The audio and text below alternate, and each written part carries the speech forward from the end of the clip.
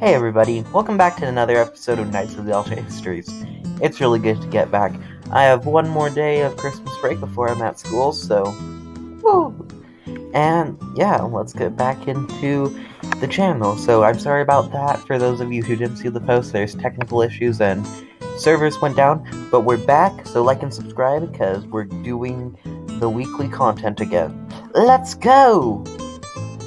I realize I have 2 more seconds. I forgot. 1936, and the world looks like this. Wow, isn't that pretty cool? I know. Yep, standard World War II borders. But Mussolini, he's preparing his march on Rome. And he's preparing just to get the black shirts and wipe them all out. And being the only real party leader there without any other ones, he's kind of the only choice and the only hope for the fascist party, so this march decides everything. Oh, what's that? Italian monarchist troops? What? Benito Mussolini at the front? Oh no, shots fired! And Mussolini's dead. Just like that. That's how close we were to not getting fascist spaghetti man. Mussolini has just been destroyed. And now the black shirts just fall apart. And Victor Emmanuel, well, he's forced to be king. Now, Victor Emmanuel was a leader that we can't really define by his ambition because he agreed with a lot of stuff with Mussolini, but he wanted to do it in a subtler way without agreeing with Germany unless they restored the Kaiser, which is why he would more with the Allies, but also he didn't like the Allies either, so he would try and make his own triumvirate, the Balkan Alliance you can call it. The triumvirate he would create would be Romania, Bulgaria, and Italy. Well, obviously Italy. And they would use this to try and form to make each other into stronger and just secure Balkan dominance.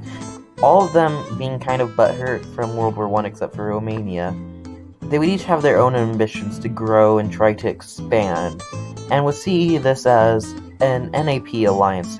The first invasion would be the invasion of Yugoslavia and Albania, because Zog really only submitted because he was scared of Germany, but now Italy would just move in.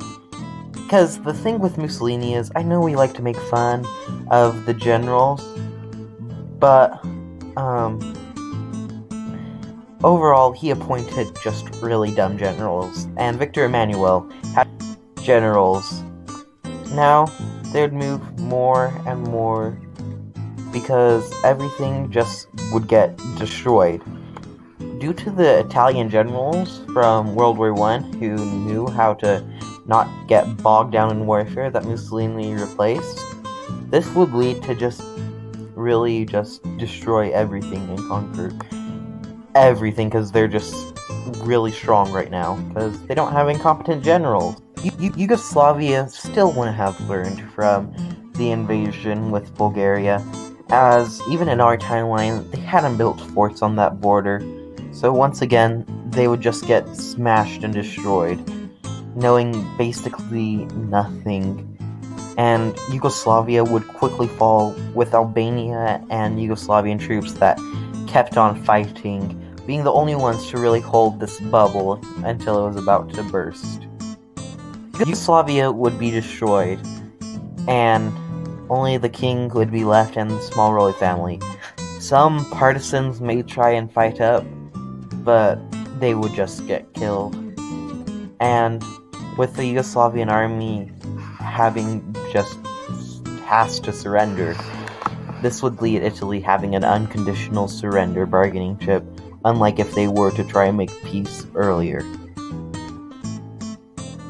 Italy would take former Venice territory, Romania would just try to expand, and Bulgaria would also expand to some of their former lands that they used to own. But all the countries would want more. As Victor Emmanuel wanted to invade stuff, well, all of their armies are just right on the Greek border. And I mean, it would just be a simple little invasion. Well, as I mentioned, Romania wouldn't be that big on it because they felt that they kind of got a good deal out of World War I, and so they wouldn't be as jealous. So they wouldn't declare war on Greece. But you bet Bulgaria and Italy sure will, as well as Germany would see this time in crisis to anschluss Austria, and the Allies wouldn't really care about it that much and wouldn't see Germany that big as a threat because Italy just took over in another country and is invading another. Meanwhile, Greece's forces would just rock the mountainous terrains, and the Italian forces going through Yugoslavia wouldn't have that much experience with the mountains, and Bulgaria would have absolutely zero experience. So, due to guerrilla warfare campaigns, they would just make a bubble that would expand and expand and expand, just trying to take over everything, and just take it all up. Though, the Italians would manage to make a breakthrough through Albania, and the bubble would get too big for the Greek army to handle, and a collapse would be imminent. But if they could just try and divide Bulgaria in two, and then take over Sofia, this would just take over and destroy everything. Just try and destroy it. But the bubble would have to burst. But with the retreating Greek forces, they could push a little bit back from Albania. But Bulgaria would now have its forces back on the momentum, and with higher morale due to the huge collapses of the Greek army, well, this would just be a great time to push.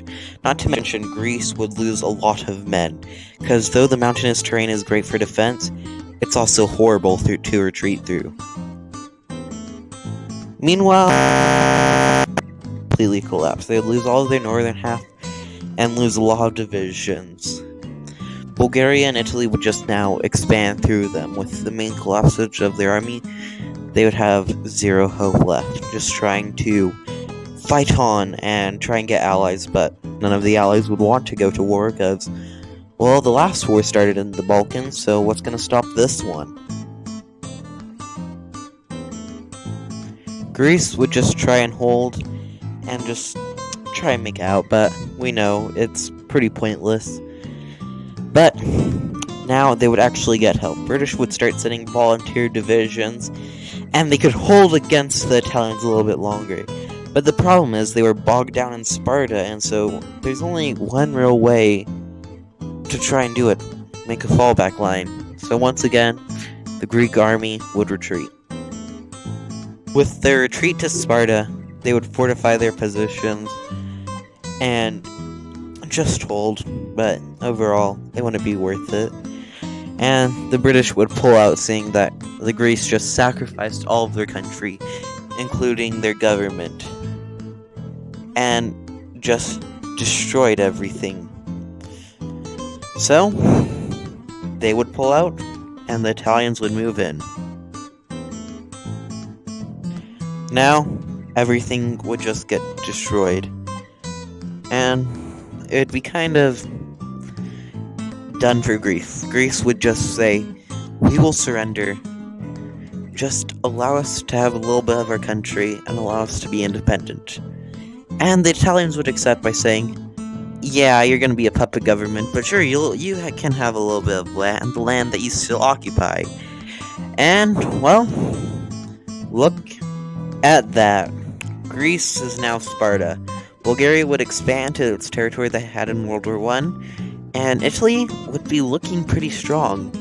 Maybe try and reunite the Roman Empire later, I don't know. But overall, without Mussolini replacing incompetent generals with incompetent, they would just be able to win, and everything would just, well, not be great, but hey everyone, make sure to like and subscribe, because it would be pretty great if you do. Videos should be back on schedule, and yeah, I'm still gonna count that week of missing videos as daily videos though, because we were so close to a year. But yeah, join the Discord, because that's pretty chill of you. And yeah, thank you guys for watching. I hope you had a good one. And yeah, I'll cut it to the end card now. Wow, what a great video. On the left, that's a video YouTube thinks you should watch, and on the right, well, that's a video that I think you should watch. Oh, wait, no, switch those two around. I know you're watching, Tim. Now listen here. No one needs to know about this. I'm just kidding, Tim, you're great. Make sure to have a good one, and goodbye!